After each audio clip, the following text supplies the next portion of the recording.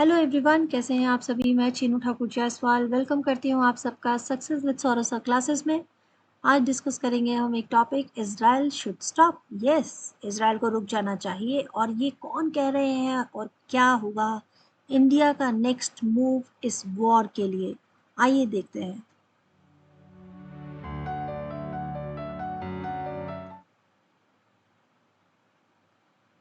Hamas attack करता है Israel पे 7 अक्टूबर 2023 में। और ये अटैक क्यों होता है, किस लिए होता है, और इस अटैक में इतने सारे मिलिटेंट आकर करते क्या है। बहुत More than डैमेज हुआ। 700 Israelis are now feared dead after unprecedented attacks by Hamas militants. It represents the biggest loss of life in a single day in Israeli history. Hamas, which is designated as a terrorist organization by many Western governments, including the United Kingdom. Hamas और Israel ये आपस में contact में आए कैसे, काफ़ी लंबी history है। गाज़ा इजराइल का कॉन्फ्लिक्ट लैंड को लेकर है, इसीलिए इतना बड़ा अटैक हुआ कि जो सिविलियंस थे उनको बहुत बहुत नुकसान हुआ। इजरायली सैनिक भी चारों तरफ मिलिटेंट्स को ढूंढ रहे थे, बट फिर भी नुकसान इससे ज़्यादा था। ऐसे बहुत सारे वीडियोस वायरल हुए जो आप सभी ने अपने अपने मोबाइल्स पे देखे होंगे, जिसमें बहुत सारे ऐसे सीन्स भी होंगे जो बड़ी बड़ी बिल्डिंग्स को टूटते, गन्स, बुलेट्स और मिलिटेंट्स को ओपनली घूमते देखा होगा। ऐसे विजुअल्स भी हैं जहां डेड बॉडीज रोड पर पड़ी हुई नज़र आ रही है। कुछ तो ऐसे वीडियोस भी हैं जो मैं आपको शो भी नहीं कर सकती। ऑन रोड पर कई अबडक्ट होते हुए सीन्स भी आप लोगों ने देखे होंगे। जो ये वीडियो है ये तो कुछ अलग ही था, जहाँ पर एक हस्बैंड अपने बच्चों और बीवी को सामने किडनैप होते हुए देखता रहा। तब इजराइल ने क्या किया, गाजा पर हमला। Meanwhile, Israeli forces are continuing to target residential areas across Gaza, despite that UN Security Council resolution demanding an immediate ceasefire. At least 12 people were killed in an air. We must be clear that what happened on October 7th was terrorism. No caveats, no justification, no explanation. It was terrorism. Number two, as Israel responds, it is important that Israel should have been very mindful of civilian casualties. India के external affair minister S Jaishankar का statement है कि हाँ, ये बात सही है कि इजराइल पर होने वाला हमला एक पूरी तरह से टेररिज्म हमला था, इसे नकारा नहीं जा सकता।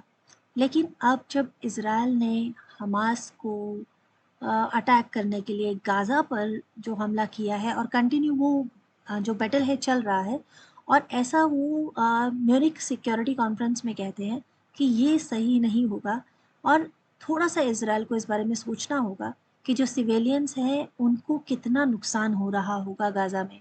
इसलिए he has to be mindful, थोड़ा समझना होगा और इजराइल को कोई और सॉल्यूशन देखना होगा, क्योंकि वॉर से कंटिन्यू हम इसको टूरिज़्म के अगेंस्ट, जैसे टूरिज़्म डेवलप होता है वैसे ही हमारे प्रधानमंत्री के अलावा और भी लोग ये मानते हैं कि 2 स्टेट सॉल्यूशन ही गाज़ा वार के लिए सॉल्यूशन हो सकता है, क्योंकि टेररिज्म को बढ़ावा देना किसी भी तरह से जस्टिफाई नहीं है। पूरे विश्व में शांति बनाए रखने के लिए सभी को एकजुट होकर टेररिज्म के अगेंस्ट ही लड़ना होगा। इस बात को इतने ऊंचे और इतने बड़े मंच पर कहते हुए हमारे देश के जो मिनिस्टर हैं, जो एक्सटर्नल अफेयर मिनिस्टर हैं, वो अपनी बात को क्लियर कर रहे हैं कि एक तरह से वार्निंग दे रहे हैं इजराइल को कि अब उन्हें थोड़ा रुकना होगा, थोड़ा समझना होगा, क्योंकि सॉल्यूशन ये नहीं है कि आप पर गाज़ा ने आपके ऊपर हमास ने अटैक किया तो आपने भी पलट कर अटैक किया, उसने आपके सिविलियंस को नुकसान पहुंचाया तो आप भी उनके सिविलियंस को नुकसान पहुंचाएंगे। बल्कि इसका एक परमानेंट फिक्स होना बहुत ज़रूरी है, और इसका परमानेंट फिक्स है 2 स्टेट थ्योरी। 2 स्टेट थ्योरी ही है जिसकी वजह से जो सॉल्यूशन हो सकता है, और ये सॉल्यूशन नवंबर 2023 में भी इंडिया ने एक बार ऑप्शंस दिया था। इसी तरह की थ्योरी जो है ह्यूमैनिटेरियन ग्राउंड पर एक ही सॉल्यूशन बताती है, जिसकी वजह से, और ये सॉल्यूशन पहले भी अपनाया जा चुका है। भारत के प्रधानमंत्री नरेंद्र मोदी जी G20 समिट में भी इस बात को बार बार क्लियर करते हुए कह रहे हैं कि इस देश में से किसी भी तरीके से कोई भी देश अगर आगे बढ़ना चाहता है तो उसका एकमात्र उपाय है कि हमें किसी भी तरह का जो टेररिस्ट अटैक है, उसका पक्ष नहीं लेना चाहिए, उसके अगेंस्ट ही रहना चाहिए। चाहे ये टेररिस्ट अटैक गाज़ा करता है इज़राइल पर या फिर इज़राइल करता है गाज़ा पर। आई होप आपको वीडियो पसंद आया होगा। अगर आपको वीडियो पसंद आया हो तो लाइक कीजिएगा, सब्सक्राइब कीजिएगा, शेयर कीजिएगा। फिर मिलूँगी आपके साथ एक नए टॉपिक के साथ।